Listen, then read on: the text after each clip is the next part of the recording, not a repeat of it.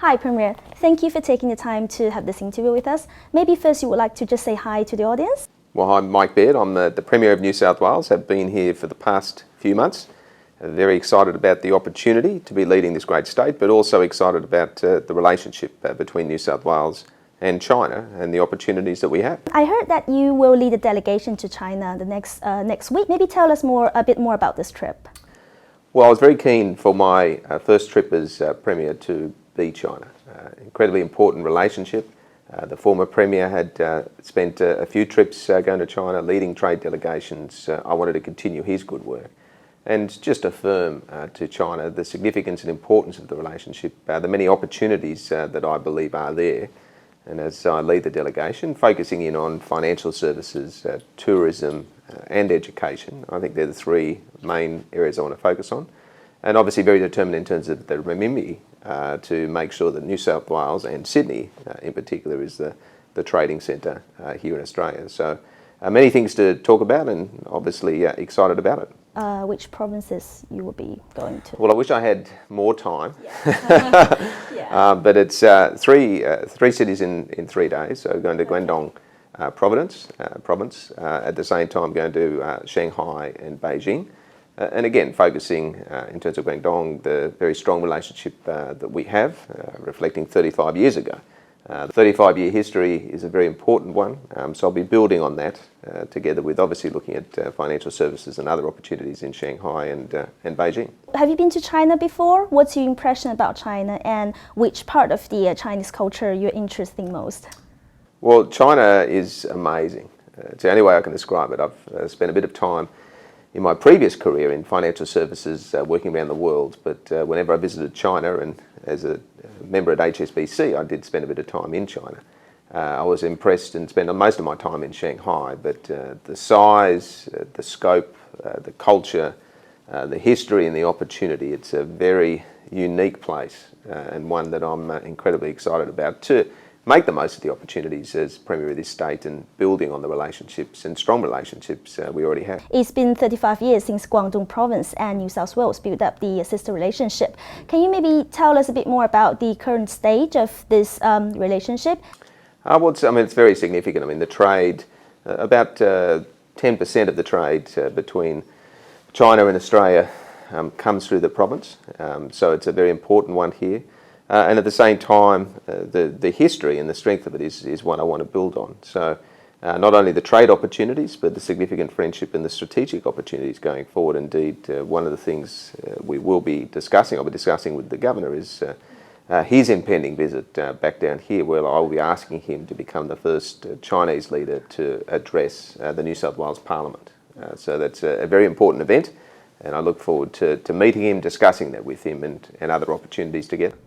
So what's the most significant improvement you've seen between, the Guangdong province and the New South Wales, this relationship in recent years? Yeah, well, I think obviously already the relationship was getting stronger, both in terms of trade and the opportunities. And I noticed in terms of tourism, as an example, we had about 10,000 from China visit the Vivid Festival that we had over the New Year. And my hope is that can be 10 times that.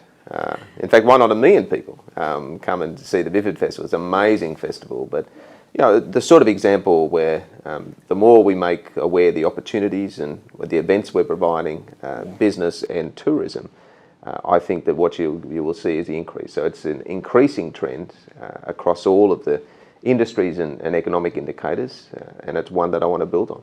Yeah. So, and how do you see this future going? I mean, you got any strategies to improve this relationship further and deeper?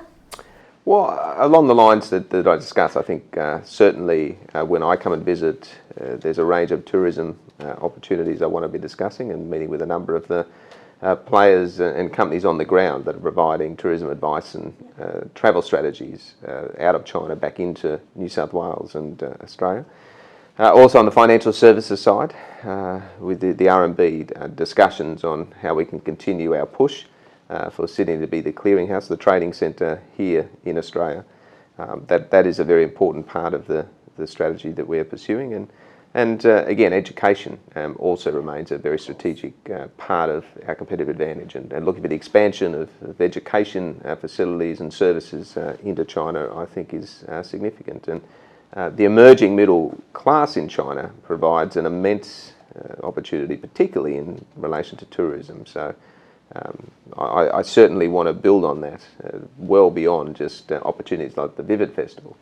I think anyone that visits New South Wales, when you look at our beaches and look at things like the Blue Mountains and the wineries and the Hunter Valley, it's an amazing place. And I think the more that people know about it, the more they'll come. Yeah, let's talk a bit about Chinese community here, because New South Wales, obviously the economic powerhouse of Australia, and the biggest place for Chinese community.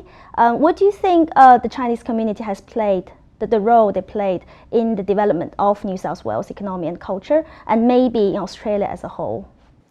It's incredibly important. Certainly. What you're seeing on the ground, I think it's now at the position, I think Mandarin is almost the second most spoken language within New South Wales. So that gives you a sense on the size and significance. I mean, New South Wales is very much a multicultural state, but Mandarin is predominant, reflecting the increased importance of the Chinese community here in New South Wales. And I think there's a great synergy between China and New South Wales, but obviously Australia, in the sense that hard work, sort of seeking opportunities through the back of that hard work is something I think that brings us together. A lot of Chinese businesses on the ground making a big difference here, not just in agriculture, but increasingly in things like property and property services. And you're seeing that expansion, but there's a lot of respect within Australia for the hard-working nature of the Chinese community and their broad contribution to New South Wales as it is today. Yeah. Talking about all this huge Chinese population here, there has been more and more Chinese investment here in Australia. And I know that New South Wales welcomes foreign investment, but there are also voices about it would affect local interest. So how do you see this?